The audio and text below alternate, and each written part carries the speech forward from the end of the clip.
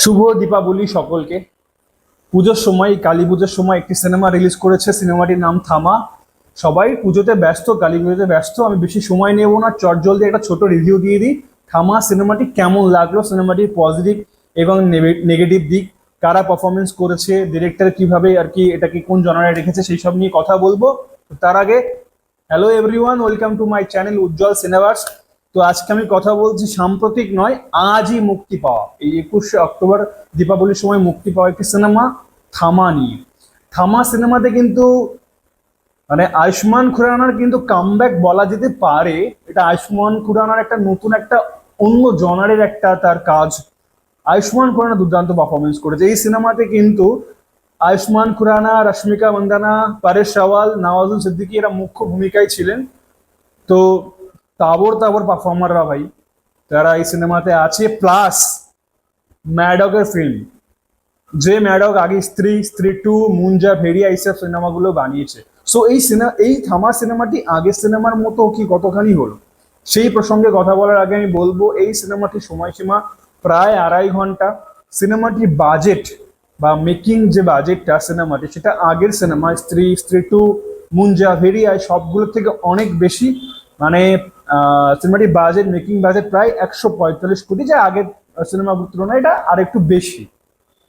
এই সিনেমার কিন্তু একটা, এই যে ম্যাডক কিন্তু একটা ইউনিভার্স লঞ্চ করেছে, তার নাম দিয়েছে ম্যাডক হরর কমেডি ইউনিভার্স। এটা থামা হচ্ছে এই ইউনিভার্সের প্রথম সিনেমা। একটা ফার্স্ট সিনেমা, একটা ডিভাইডেড সিনেমা কেমন হতে পারে, মানে কেমন হলো আর কি। অ্যাকচুয়ালি আমার যেটা মনে হয়েছে, এটা ম্যাডক ইউনিভার্সের মানে MACU ইউনিভার্সের ফার্স্ট সিনেমা হলেও থামা অ্যাকচুয়ালি যে হরর, অনেকে কিন্তু এটা না হরর সিনেমা বলে সিনেমা হলে গিয়ে দেখতে চাইছে। তো আমি ক্লিয়ারলি বলে দিই ভাই লোক, হরর সিনেমা ভেবে কিন্তু এই সিনেমাটা জাস্ট সিনেমা হলে দেখতে যাবেন না। বিকজ এই সিনেমাতে কিন্তু Stree, Stree one, part one, part two বা ভেরিয়ার যে আর কি যেরকম আর কি হরর হরর বিষয়গুলো ক্রিয়েট করা হয়েছিল, সেটা কিন্তু এই সিনেমাতে নেই। এই সিনেমাতে শুধুমাত্র হরর এক জায়গাতে আপনারা অনুভব করবেন, যেখানে যেখানে জাম্প স্কেয়ার ব্যবহার করা হয়েছে। জাম্প স্কেয়ার বুঝতে পারছেন তো? মানে ধরুন আপনি বসে আছেন, চুপ করে দুম করে পাশে কিছু একটা বেজে উঠলো, বা বসে আছেন হট করে দরজা ধাম করে একটা আওয়াজ হলো, জানলা খুলে গেল, বা একটা জোরে চিৎকার হলো, এগুলো জাম্প স্কেয়ার। এই সাইলেন্ট মুহূর্তে একটা আওয়াজ দিয়ে সেগুলোকে জাম্প স্কেয়ার ব্যবহার করেছে। জাম্প স্কেয়ার ছাড়া কিন্তু এই সিনেমা কিন্তু অতটা ভয় দেখাতে পারেনি।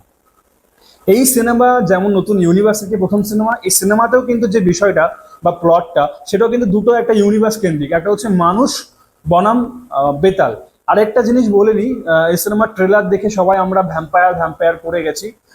এই সিনেমার পরিচালক কিন্তু একদম বলেছে এটা কিন্তু ভ্যাম্পায়ার ইউনিভার্সিটির মধ্যে নয়, বা ভ্যাম্পায়ার ইউনিভার্সিটির সিনেমা নয়, এটা একটা বেতাল, একটা ফোকলোর টাইপের বিষয়। এই বেতাল যে নামটা, বেতাল নামের সঙ্গে কিন্তু আমাদের পুরাণের একটি কাহিনী জুড়ে আছে। সো কেন এই সিনেমাটা ভ্যাম্পায়ার, মানে আমরা বলতেই পারি না যে এটা ভ্যাম্পায়ার জনারের সিনেমা।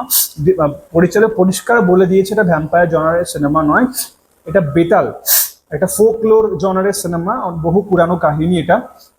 এটা যদি আমি বলে দিই তাহলে তো কেন ভ্যাম্পায়ার নয়, কেন বেতাল, তাহলে তো পুরোপুরি স্পয়লার হয়ে গেল। সো আমি স্পয়লার দেব না। কেন এই সিনেমাটার নাম থামা, এই থামা বা বেতাল। তো বেতাল কেন নাম এই সিনেমাটির, বা থামা কেন রাখা হলো, সেটা কিন্তু ওই ভ্যাম্পায়ার ইউনিভার্সকে কেন্দ্র করে নয়, সম্পূর্ণ একটা মানে আমাদের একটা পৌরাণিক কাহিনী, এবং বিশেষ করে হিন্দু ধর্মের একটা বহু পুরাতন কাহিনী কিংবা একটা পৌরাণিক কাহিনীকে কিন্তু টেনে এনেছে। সো আপনারা অবশ্যই যদি সিনেমাটা দেখে থাকেন তাহলে বুঝতে পারবেন যে আমি কিসের কথা বলছি। পুরাণের কাহিনী অনুসারে এখানে রক্ত বীজের কথা বলা হয়েছে। তো আমরা যখন আমরা এই কদিন আগে দুর্গাপুজো থেকে আমরা জানি যে দুর্গাপুজো অসুর বধ হয়। তো অসুরের রক্ত মাটিতে পড়লে যখন বারবার অসুরের জন্ম হয়, সেখানেও কিন্তু এই একটা জিনিস দেখানো হয়েছে যে কেন বেতালের জন্ম হয়েছে। কেন বেতাল, বেতাল কিন্তু ভ্যাম্পায়ার ইউনিভার্সের নয়। বেতালের জন্ম কেন হয়েছে পৌরাণিক কাহিনী অনুসারে, সেটা কিন্তু এই সিনেমায় খুব সুন্দর করে দেখানো হয়েছে। নওয়াজুল সিদ্দিকী ভিলেন ভিলেন চরিত্রে অভিনয় করেছে, কিন্তু তার পারফরমেন্সটা আরো একটু বেশি ইউটিলাইজ করা যেত। মানে ওই রকম মানে নওয়াজুদ্দিন সিদ্দিকীকে অতটা ব্যবহার করা হয়নি। এরকম তাবর একটা অভিনেতা, মানে দুর্দান্ত অভিনেতা নওয়াজুদ্দিন সিদ্দিকী, তাকে কিন্তু অতটা ব্যবহার করা হয়নি। যেটা ব্যবহার করা হয়েছিল পঙ্কজ ত্রিপাঠীকে স্ত্রী পার্ট ওয়ান পার্ট টুতেই ব্যবহার করা হয়েছিল। মেবি হয়তো নওয়াজুদ্দিন সিদ্দিকে আরো যে পার্টগুলো আসবে হয়তো সেখানে ব্যবহার করা হতে পারে। তবে ম্যাডকের ফিল্ম আর প্রত্যেক ফিল্মে ম্যাডকের যে বারবার যে ফিল্মগুলো এসছে, স্ত্রী পার্ট 1 পার্ট 2 পার্ট 3 যে কভারই এসছে কেন সেই সব ফিল্মে কিন্তু ক্যামিও রোল ছিল, তো এখানেও কিন্তু আছে।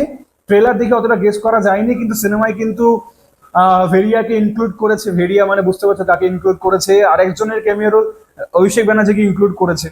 তো খুব সুন্দরভাবে স্মুথলি মানে ইনভলভ করেছে, হয় না যে একটার সঙ্গে একটা যখন মার্চ করে ব্যাপারটা খুব ভালো লাগে না, কিন্তু না ম্যাডা কিন্তু এক্সপার্ট। যখন সার্কেটেকা সেরকে সিনেমাতে সিটুতে যোগ করেছিল, তারপর অক্ষয় কুমারকে যোগ করেছিল, এই দিকটাই কিন্তু ম্যাডা খুব এক্সপার্ট কি করে কিন্তু একটা সিনেমার সঙ্গে আরেকটা জনারের মানে ওই ক্যামিও রোলগুলোকে ইনভলভ করানো যায়। ওভারঅল এই সিনেমাটা কিন্তু হরর হলেও এই সিনেমার জনার কিন্তু শুধুমাত্র হরর নয়, সিনেমাতে রোমান্টিক প্লাস হরর প্লাস ওই থ্রিলার ব্যাপারটা আছে, অ্যাকশন আছে, প্লাস আরেকটা যেটা মূল বিষয় সুপার ন্যাচারাল জনার এই বিষয়টা আছে। সুপার ন্যাচারাল পাওয়ার, অ্যাকশন, রোমান্টিক, হরর এই বিষয়গুলো এই জনারের মধ্যে নিয়ে কিন্তু পুরো গোটা সিনেমাটা কিন্তু তৈরি হয়েছে।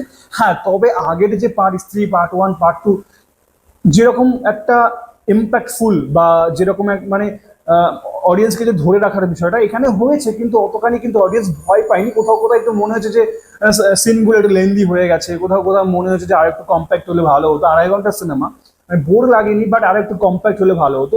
এডিটিংটা কোথায় একটু কম লেগেছে। ভিএফএক্স যেটা মনে হয়েছিল, ভিএফএক্স কিন্তু দারুণ, মানে বলিউডের এই থামা সিনেমাটা মনে হয় ভিএফএক্সটা মনে হচ্ছিল দুর্বল হতে পারে, বা ভিএফএক্সটা স্মুথ ভিএফএক্স হয়েছে, খুব সুন্দর ভিএফএক্স, সিনেমাটোগ্রাফি খুব সুন্দর, যে দৃশ্যগুলো দেখানো হয়েছে তার ভিজুয়ালিটি কিন্তু অসাধারণ হয়েছে। ভিএফএক্স, সিনেমাটোগ্রাফি এগুলো খুব সুন্দর। ব্যাকগ্রাউন্ড মিউজিকের জন্য সিনেমাটা আরো একটা লেভেল পেয়েছে ভিভিএম এর জন্য। আর ওভারঅল পারফরমেন্সের দিক থেকে রশ্মিকা মান্দানা খুব ভালো পারফরমেন্স করেছে। পারেশ রাওয়ালের তো কমিক সেন্স আপনারা জানেন, কমেডি স্টার পারেশ রাওয়াল। নওয়াজুদ্দিন সিদ্দিকীর তো পারফরমেন্সে আপনারা জানেন, এবং আয়ুষ্মান খুরানার একটা নতুন একটা আলাদা জনার, তার পারফরমেন্স এটা আলাদা দিক, সম্পূর্ণ আলাদা দিক, খুব ভালো কাজ। সিনেমাটা আপনারা গিয়ে সিনেমা হলে দেখুন এই সিনেমাটা। ওভারঅল আমার মনে হয়েছে এই সিনেমাটা আরেকটু ভালো হতে পারতো, বিকজ কিছু কিছু জায়গায় একটু লেন্দি করে ফেলেছে।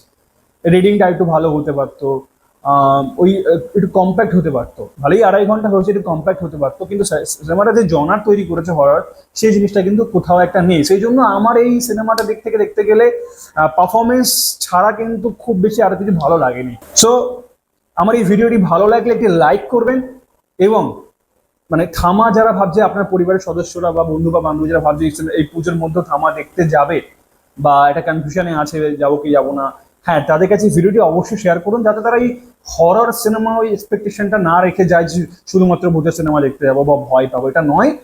বিভিন্ন জনার মিলে একটা সিনেমা তৈরি হয়েছে এটা, থামা।